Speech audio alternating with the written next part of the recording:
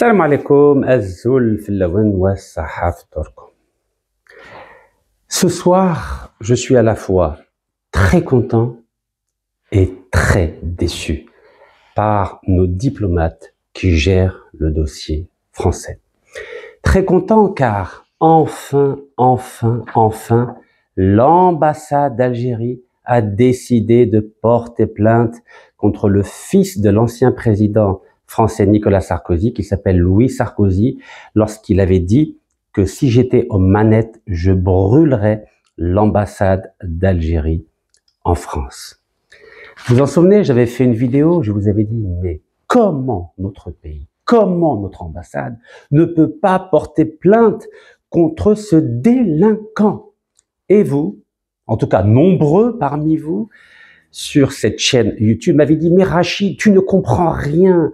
Nous, on laisse faire les Français, on ne réagit pas au quart de tour, on va pas se mettre au niveau de la France qui nous insulte, qui nous humilie, qui nous maltraite matin, midi et soir. » Et vous m'aviez dit « Mais tu ne connais rien à la diplomatie. Nous faisons confiance à nos diplomates qui ne vont pas réagir à chaque fois que quelque chose va être dit contre notre pays. » Et moi, je vous avais répondu, mes chers compatriotes, je suis né en France, j'étais à l'école avec les Français, je suis quand même bien placé en termes de communication et en termes de diplomatie. Vous savez qu'à l'âge de 28 ans, j'ai fait un livre avec les 7 chefs d'État du G7, donc j'en connais un petit rayon et je vous le dis humblement à l'occasion de ce mois sacré du Ramadan. Et je vous avais dit que lorsqu'il y a une crise entre des États, il faut absolument mettre en place une communication de crise de façon à répondre au coup par coup à toutes les attaques qui sont programmées, exécutées contre notre pays. Mais là aussi, vous m'avez dit, mais tu ne connais rien, Rachid. Alors que s'est-il passé? On a laissé à une petite association lyonnaise que je tiens à remercier, l'Union algérienne, de porter plainte contre ce Louis Sarkozy. Mais je vous avais répondu, et de façon très respectueuse, que cette association n'avait pas 5 ans d'âge. Et le Code de procédure pénale en France dit très clairement qu'une association qui n'a pas plus de 5 ans d'existence n'a pas le droit de porter plainte et se porter constitution, partie civile dans le cadre d'une plainte. C'est très clair, c'est la loi qui le dit. Et pourtant, je ne suis pas avocat, mais j'ai quand même un minimum de connaissances juridiques. Et tous les médias algériens avaient parlé de cette plainte, de cette association. Et je vous avais répondu très gentiment, très calmement, très pédagogiquement que cette plainte serait classée sans suite, comme celle d'avant, contre Sarah Knafo, qui avait osé balancer une fake news en disant que la France aidait à hauteur de 800 millions d'euros l'Algérie. Et là aussi, cette plainte, entre guillemets, de l'Algérie avait été classée sans suite. Mais évidemment, si c'est pas l'ambassade d'Algérie qui porte plainte, évidemment qu'elle va être classée sans suite. Donc, ça c'est pour le côté, je suis très fâché. Oui, très fâché. Pourquoi je suis fâché? Car je ne supporte plus ni la médiocrité, ni l'incompétence, ni la malhonnêteté de ceux qui gèrent le dossier français au sein du ministère des Affaires étrangères. Surtout que nous avons un secrétaire d'État chargé de la communauté nationale étrangère qui est totalement absent. À quoi sert-il si ce n'est pas défendre la communauté algérienne à l'étranger et si ce n'est pas défendre les institutions algériennes à l'étranger? Oui, je suis fâché, car l'amateurisme ne sera jamais une vertu en diplomatie ou en politique. Maintenant, le côté je suis content. Je suis content car, oui, alhamdoulilah, enfin, les diplomates algériens, enfin l'Algérie écoute Rachid Nekaz. Oui, je suis content.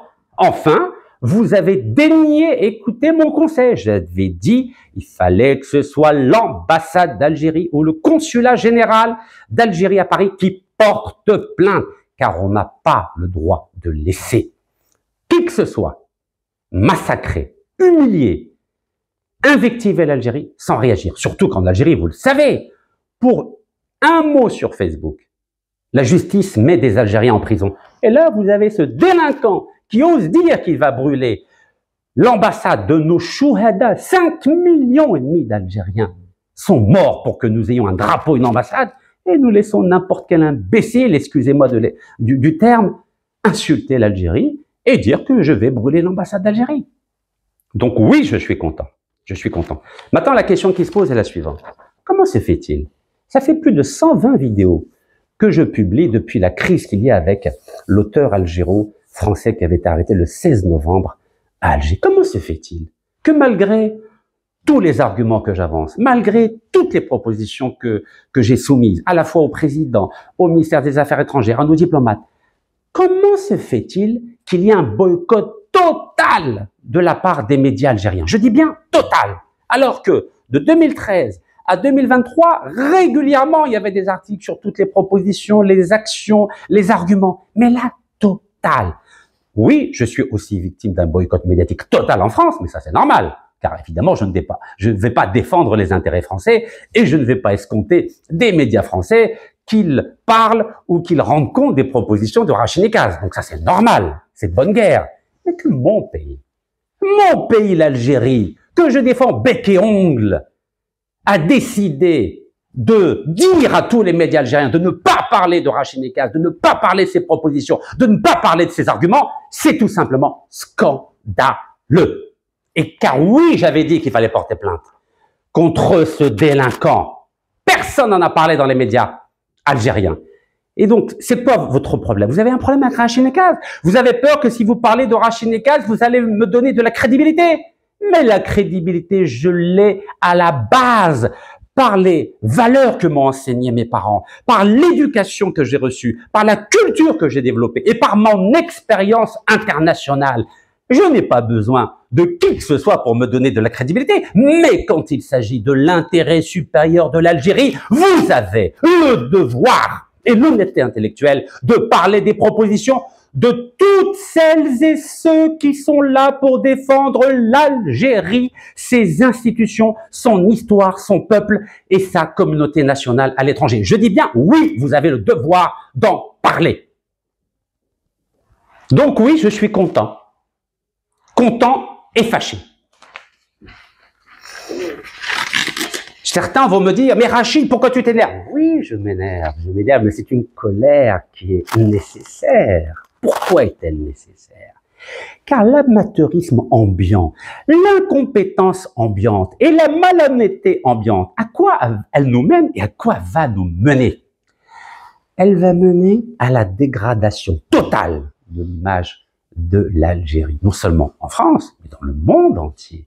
Vous vous rendez compte que ce pays avait une image extraordinaire au lendemain de la glorieuse révolution de 54-62. Qui ne respectait pas l'Algérie en 62, en 65, en 70, en 75, en 81, lorsque ce Mohamed Siddiq Ben Yahya, l'ancien ministre des Affaires étrangères, Rabbi Yarhamou, a fait libérer 52 otages américains de l'ambassade américaine à Téhéran en Iran, alors que aucune diplomatie au monde n'avait réussi cet exploit. Oui, je suis fier de mon pays. Oui, je suis fier de nos anciens diplomates. Mais je ne suis pas fier des diplomates qui gèrent le dossier français, car ils sont incompétents. Et je vous le dis droit dans les yeux. Et il faut absolument les remplacer, car ils ne font que réagir. Ils sont en défense, ils se taisent, et quand Varbarchina, là, ils commencent à réagir. Mais c'est pas comme ça qu'on fait de la diplomatie, chers amis.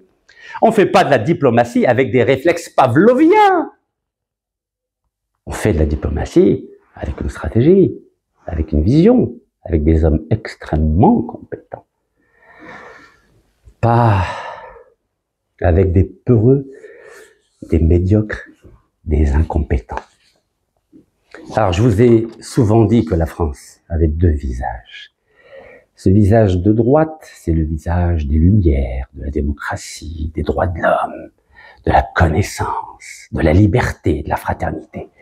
Et le visage de gauche, c'est le visage des ténèbres, des assassinats, des coups d'État, du machiavélisme, de l'impitoyabilité de ses actions et de ses intentions. Je connais bien la France, j'ai vécu, je suis né. Je connais très bien la France. Et vous le savez. Alors, pourquoi tout d'un coup, notre ambassade qui est muette, parce que je vous rappelle qu'il n'y a toujours pas d'ambassadeur, n'y a pas d'ambassadeur algérien. Et comment voulez-vous vous défendre contre ces attaques quotidiennes si on n'a pas un chef d'orchestre? Si on n'a pas un homme compétent, intelligent, qui connaît la culture française, la diplomatie, les relations internationales, pour répondre coup par coup, mais c'est impossible. Et je vous ai dit plusieurs fois, ce n'est pas avec des communiqués de presse qu'on va défendre l'Algérie, ses institutions, son peuple et sa communauté nationale à l'étranger. Il ne faut pas se leurrer. Aux États-Unis, alhamdoulilah, nous avons notre brillant ambassadeur, son Excellence M. Sabri Bourkadoum, qui défend l'Algérie, qui défend sa communauté algérienne aux États-Unis, qui défend ses institutions et qui défend un partenariat avec les États-Unis. Voilà, avec brio, avec intelligence, avec culture et avec expérience. Et en Algérie, qu'est-ce qu'on a comme ambassadeur? On a une chaise vide. Et les Français, évidemment, s'en donnent à cœur joie aux grandes dames de notre pays, de ses dirigeants, de notre peuple et de sa communauté nationale à l'étranger. Et en plus, on laisse nos institutions être bafouées. Regardez, dernière en date. L'avocat de l'auteur algéro-français, donc maître François Imret, a dit « Voilà comment je vais faire pour forcer l'Algérie à libérer l'écrivain. » Vous imaginez? Vous imaginez?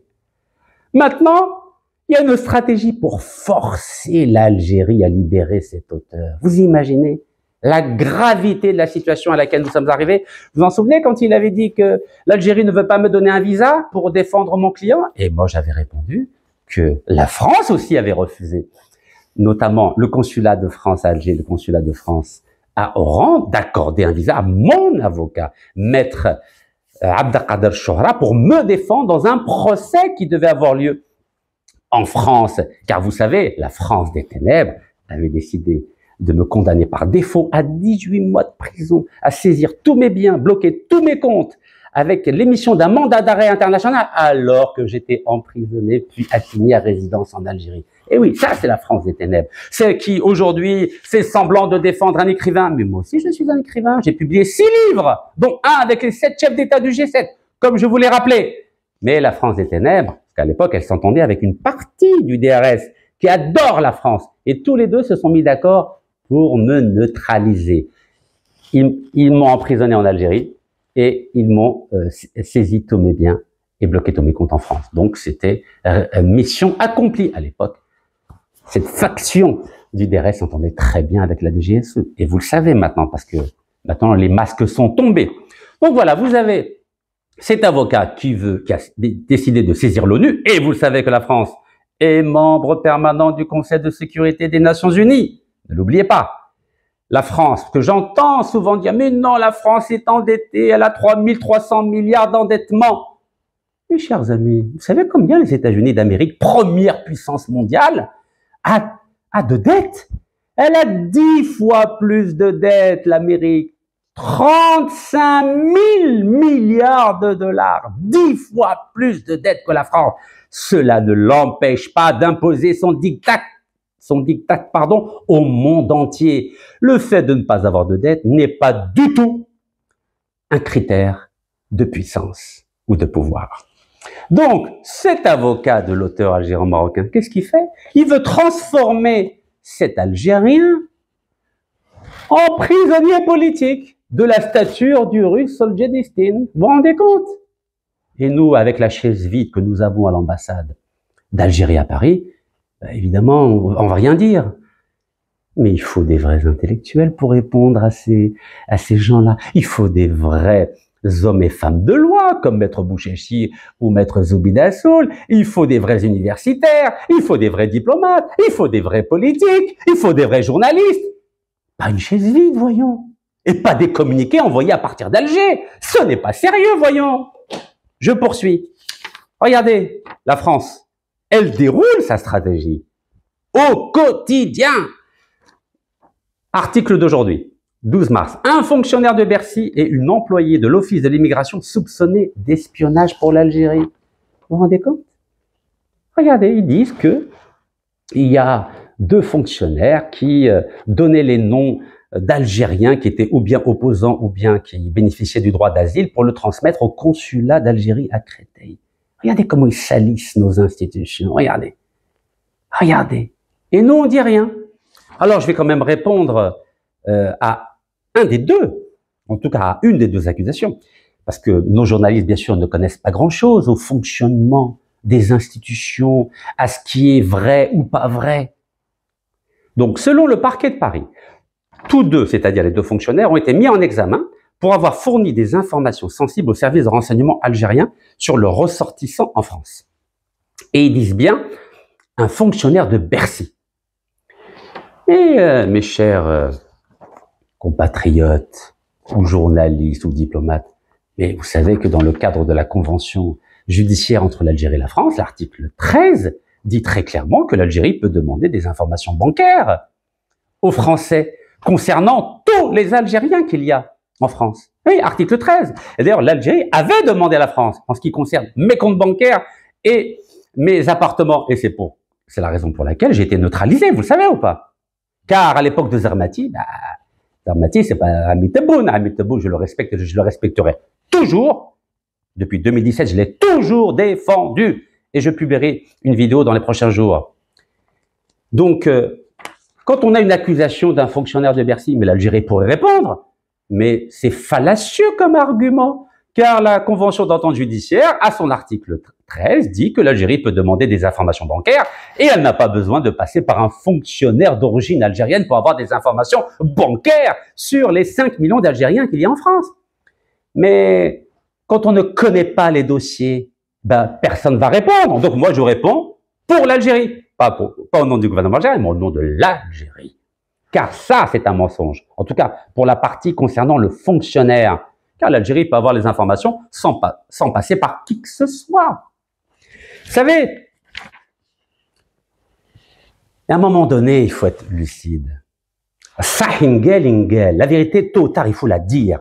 Quand ça va bien, je l'ai toujours dit, mais quand ça va mal, j'ai le devoir de le dire. Surtout que depuis le 19 janvier 2025, j'ai le droit de m'exprimer sur les sujets politiques et j'entends bien exercer ce droit, quoi qu'il m'en coûte. Et les Algériens sont témoins, j'ai toujours défendu l'Algérie quand j'avais organisé 157 manifestations contre la corruption. Et vous savez qu'au moment où j'étais incarcéré en Algérie, 20 ministres corrompus ont été incarcérés. Donc les Algériens le savent et il y a 1300 vidéos qui le prouvent. Donc ces attaques quotidiennes de la France font partie d'une stratégie que le ministre de l'Intérieur français, qui est ministre d'État, c'est-à-dire qu'il aura un salaire à vie, appelle la riposte graduée. Riposte graduée. Voilà comment les Français ont décidé de définir la stratégie contre l'Algérie, contre ses décideurs, contre ses institutions, contre ses citoyens et contre sa diaspora.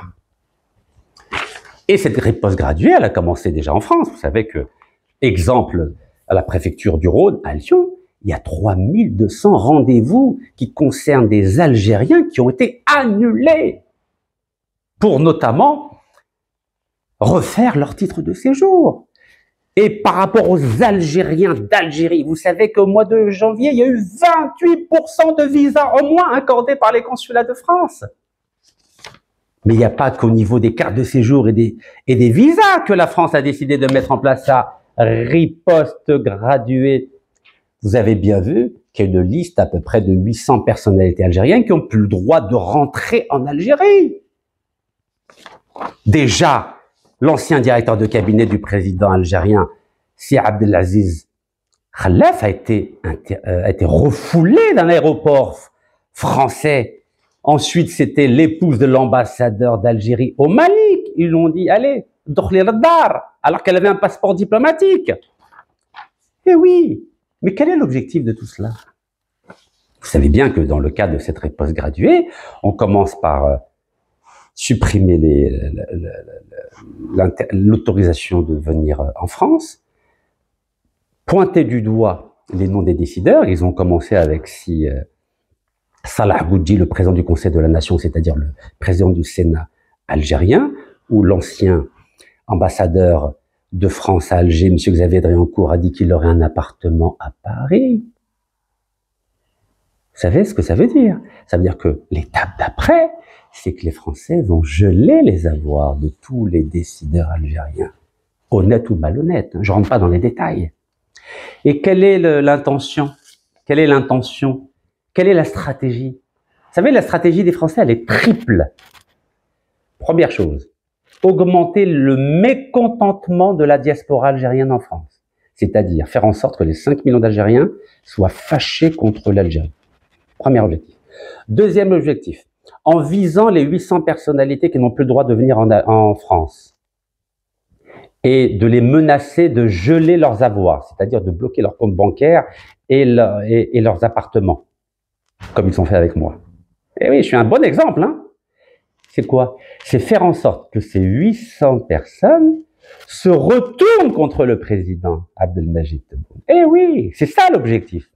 Créer le mécontentement en France. Faire en sorte que 800 Algériens qui font partie de l'establishment algérien, en leur interdisant l'entrée en France et en les menaçant de bloquer leurs comptes bancaires et leurs appartements, c'est qu'ils se retournent contre le président Abdelmadjid Tebboune afin qu'il devienne infusible.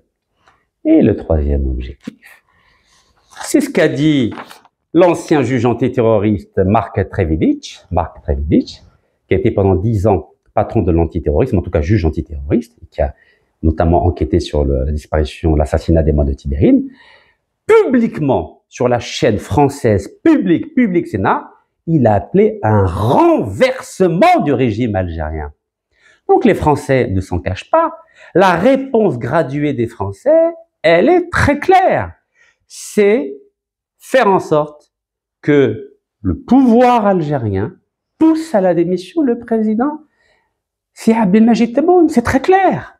Et comme ils ont des amis dans une partie du DRS algérien qui travaille de façon régulière avec la DGSE, l'idée, en tout cas le message envoyé par les Français, c'est pousser à la sortie le président Tebboune et tout va rentrer dans l'ordre. Voici l'objectif inavoué des Français qui sont extrêmement malins, machiavéliques et impitoyables.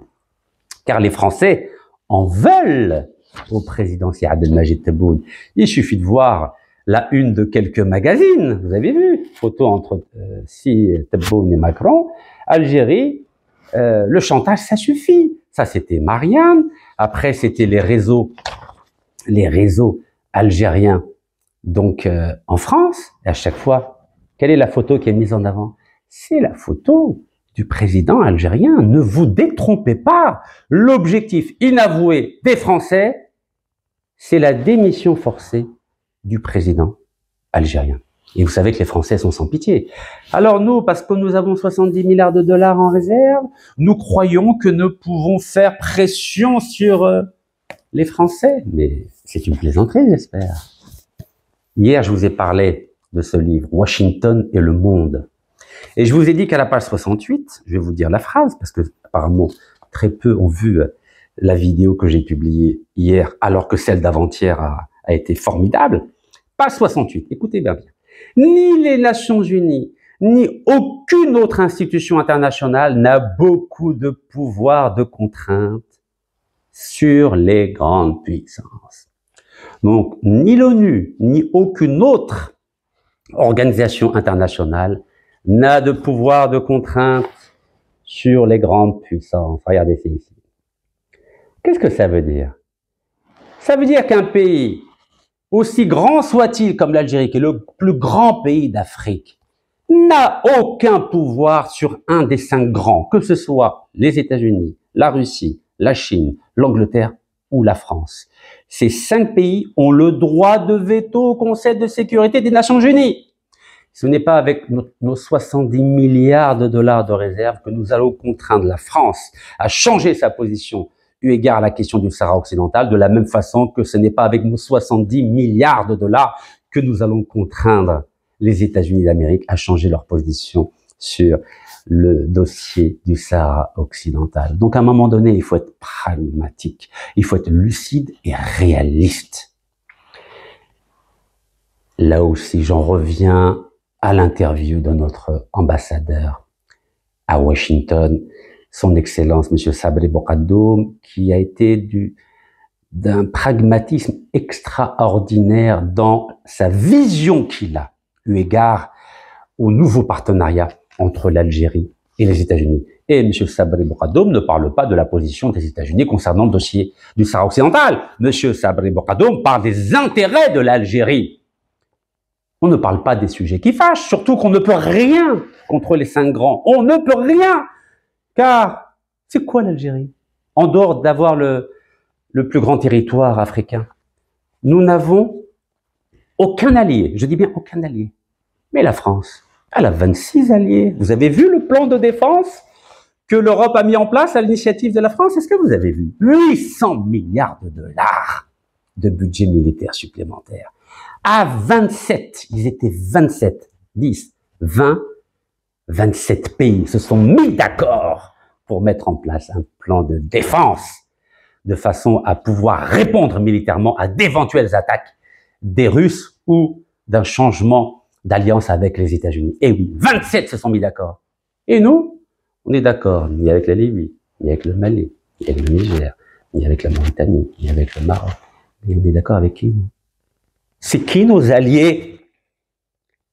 Vous croyez qu'il n'y a pas de divergence entre les différents pays européens? Vous avez entendu parler du problème qu'il y a avec la Hongrie. Vous savez que la Hongrie défend toujours les intérêts de la Russie au sein de l'Union européenne. Mais, quand il y a un danger imminent ou à court terme, la Hongrie a été obligée de se taire et de se ranger aux côtés de l'avis de ses 26 autres partenaires. Car il y allait de la sécurité de l'Europe. Et vous savez ce qui s'est passé en Hongrie, j'espère, en 1956, quand les chars russes ont envahi la Hongrie à Budapest. Les Hongrois n'ont pas oublié, quand bien même ils entretiennent d'excellentes relations avec la Russie. Ils savent que s'il y a un véritable danger, seule l'Europe pourra les aider. Mais nous croyons qu'avec nos 70 milliards de dollars de réserve, nous pouvons affronter 27 pays européens, les États-Unis d'Amérique, la Russie, la Chine, qui sont d'énormes puissances. Mais il faut être réaliste. Aujourd'hui, il faut avoir la même vision pragmatique que son Excellence M. Sabri Bourgadoum. Il faut avoir une vision à long terme. Il faut que nous ayons une stratégie. Nous devons choisir notre camp. Ou bien, nous essayons de fédérer les 55 pays africains et créer, nous aussi, une défense commune, c'est-à-dire mettre en place l'équivalent de ce que l'Europe a fait avec le plan de défense européen. Pour cela, il faut s'allier avec l'Afrique du Sud, qui doit être notre partenaire naturel, notre partenaire stratégique à l'échelle du continent européen. Et je vous ai dit qu'il faut qu'il y ait une alliance entre Alger et Pretoria. Ça, c'est le cas numéro 1. Cas numéro 2, nous devons revivifier la Ligue des États arabes. Et là, je m'adresse à mes frères berbérophones. S'il vous plaît, la question n'est pas culturelle, c'est une question stratégique. En Europe, il y a 100 langues. Il y a 27 régimes politiques qui sont complètement différents. Il y a des monarchies, il y a des républiques. On ne doit pas mettre en avant ce qui nous désunit, il faut mettre en avant ce qui nous unit, car nous avons des intérêts communs. Vous avez vu ce qui s'est passé avec le plan pour la reconstruction de Gaza.